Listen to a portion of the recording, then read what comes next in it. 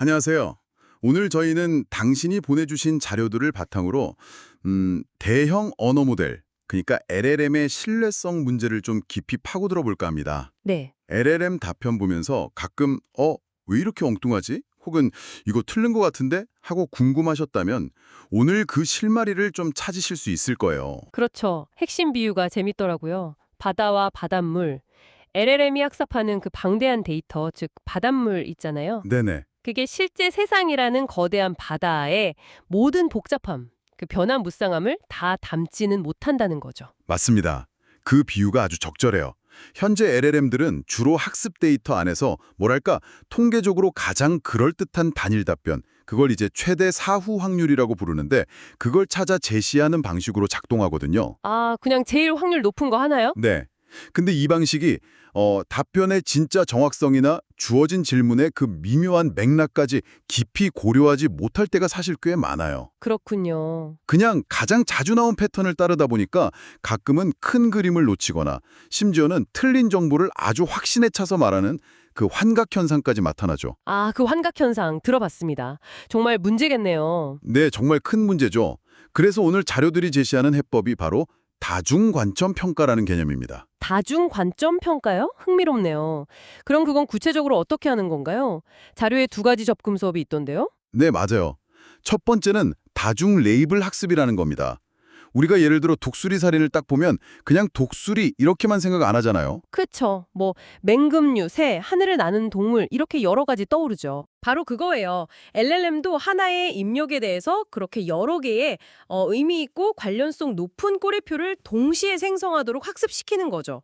그러니까 단순히 하나의 정답만 찾는 그런 수평적 추론, 네. 이걸 넘어서서요. 네. 개념들 사이의 관계나 뭐랄까 계층 구조까지 이해하는 자료에서 말하는 그 수직적 추론으로 나아가는 거군요. 정확합니다. 그 수직적 추론이라는 표현이 딱 맞아요.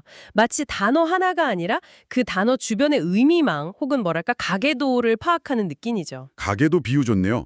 이해가 확 됩니다. 그럼 두 번째 접근법은요? 두 번째는 멀티모델 앙상블인데요.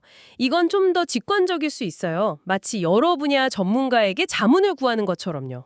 여러 모델한테 물어보는 거요? 네, GPT-4o나 Claude, Perplexity, Llama 같은 다양한 LLM들한테 같은 질문을 던지는 거예요.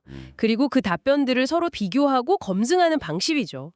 여러 모델을 동원한다니 확실히 뭔가 더 든든해 보이긴 하네요. 그렇죠. 한 모델이 혹시 놓친 부분을 다른 모델이 잡아줄 수도 있고 또 여러 모델이 일관된 답변을 내놓는다면 그 결과의 신뢰도는 훨씬 높아지겠죠. 근데요, 잠깐만요. 모델을 여러 개 돌리면 시간도 오래 걸리고 비용도 꽤 들지 않을까요? 이게 현실적으로 좀 실용성이 있을까요? 네, 아주 현실적인 질문이십니다. 실제로 계산 비용이나 응답 시간이 늘어나는 건 중요한 고려사항이죠. 네. 무시할 수 없어요. 그렇죠. 그런데 자료에서 정말 흥미로운 점을 발견할 수 있었어요. 단순히 여러 모델을 쓰는 것 자체가 중요한 게 아니고요. 그 모델들이 만장일치를 이룰 때 그때 신뢰도가 극적으로 치솟는다는 겁니다. 안장일치요. 네. 예를 들어서 약간 흐릿한 독수리 사진을 단일 모델이 한 70% 신뢰도로 독수리라고 판단한다고 해봐요. 네. 그런데 만약에 한 5개의 다른 모델이 전부 다 높은 신뢰도로 독수리라고 일관되게 답한다면요. 그러면 잘못된 긍중 오류율, 그러니까 아닌데 맞다고 할 확률이 급격히 낮아지면서 최종 확률이 단일 모델의 72% 수준에서 무려 99.8%까지 올라간다는 분석 결과가 있더라고요. 99.8%요? 와, 이건 정말 엄청난 차이인데요. 거의 확신 수준이네요. 그렇죠. 거의 오류가 없다고 봐도 될 정도죠. 와, 특히 의료 진단이라든지 아니면 뭐 법률 자문처럼 작은 실수가 정말 큰 문제를 일으킬 수 있는 분야에서는 이런 접근이 필수적이겠어요. 맞습니다. 그래서 자료에서도 그 의료 질문 답변에 여러 LLM을 협력시키는 그 IC 프레임워크라는 걸 소개하는데요. 네, 봤어요. 그 다양한 의료 AI 모델 답변을 통합하고 가중치 부여하는 시스템이요. 네, 바로 그거요. 그걸 썼을 때 정확도가 최대 27%나 향상되었다는 연구 결과도 있었죠. 27%면 정말 유의미한 향상이네요. 그렇습니다. 그래서 정말 중요한 결정일수록 이렇게 여러 모델이 교차 검증을 통해서 일관되게 내놓는 결과, 소위 중첩된 결과만을 신뢰하는 것이 오류로 인한 비용을 최소화하는 핵심 전략이 될 수 있다는 거죠. 그렇군요. 중첩된 결과, 물론 아까 지적하신 비용 문제 외에도요. 모델마다 사용하는 어휘가 조금씩 다르거나 예를 들면 어떤 모델은 독수리, 다른 모델은 맹금류라고 답할 수 있잖아요. 아, 네네. 결과 형식이 다를 때 이걸 어떻게 효과적으로 통합하고 해석할 것인가 하는 그런 기술적인 과제들은 여전히 남아 있습니다. 그렇겠네요. 통합의 문제. 그리고 당연히 의료나 법률 분야에서는 관련 규제를 잘 지키고 또 데이터 프라이버시 보호 같은 윤리적 문제도 아주 신중하게 다뤄야 하고요. 네, 당연하죠.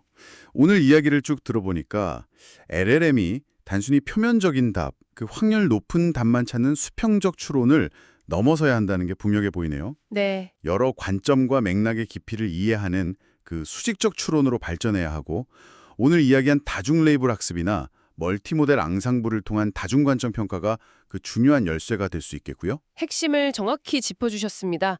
LLM 답변의 신뢰도를 높이는 건 아무리 강조해도 지나치지 않죠. 필수적입니다. 그렇죠. 그런데 여기서 우리가 한 걸음 더 나아가서 생각해 볼 질문이 있는 것 같아요.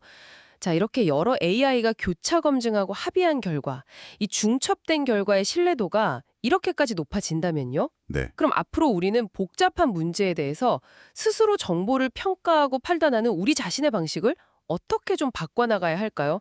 AI들의 그 합의조차도 우리가 비판적으로 다시 한번 되짚어봐야 할 그런 순간은 없을까요? 아, 생각해볼 문제네요. AI의 합의를 무조건 믿어도 되는가 하는? 네. 마치 우리가 여전히 바닷물 샘플만 보고 있는 건 아닌지, 실제 그 거대한 바다의 예측 불가능한 깊이나 어떤 숨겨진 해류를 놓치고 있는 건 아닌지 한 번쯤 고민해 볼 필요가 있다는 거죠. 이 질문을 당신께 남겨드리면서 오늘 탐구를 마무리할까 합니다.